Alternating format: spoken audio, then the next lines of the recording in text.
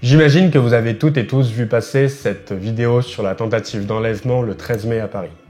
Je ne vais pas vous dire « ils auraient dû faire ci » ou « ils auraient dû faire ça ».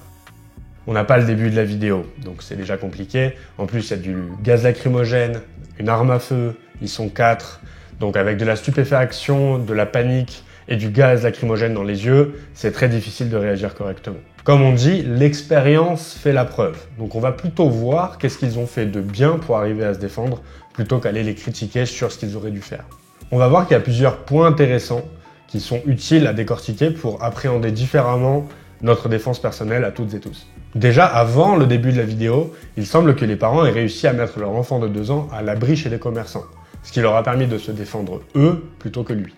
Ensuite, ils ne se sont pas laissés faire par peur de représailles.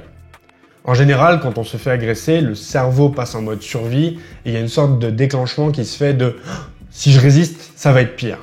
Dans ce cas précis, malgré le fait qu'il y ait des armes et qu'ils soient nombreux en face, le couple est resté solidaire physiquement et a cherché à se débattre et à alerter en criant autour d'eux. Et c'est notamment ce qui a empêché les ravisseurs d'enlever la femme facilement. On l'oublie souvent dans les disciplines de self-défense sous couvert de techniques plus précises, mais dans des grandes villes comme ici à Paris, l'idée ça reste souvent de gagner du temps et d'alerter autour. Donc là ils ont crié, super, très bon point, et ensuite ils se sont beaucoup débattus. En général, soit on va chercher à gagner du temps en fuyant, soit on va gagner du temps en se débattant ou en combattant, soit les deux. L'idée étant de rendre la tâche la plus complexe possible pour les agresseurs, et ce, quel que soit leur plan. On peut aussi noter la réaction du voisin qui est venu aider le couple en brandissant un extincteur. C'est un cas intéressant à analyser parce qu'en réalité, son impact à cette personne-là, elle a été purement psychologique. Et pourtant, c'est ce qui a grandement aidé à mettre en déroute les assaillants.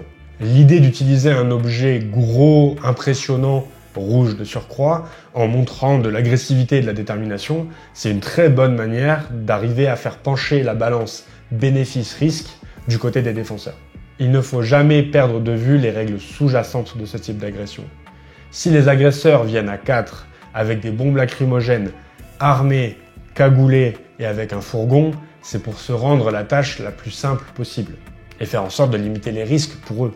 Le fait de leur faire savoir, de quelque manière que ce soit, que leur opération va être beaucoup plus complexe et longue que prévu, c'est une très bonne manière de se défendre de manière générale.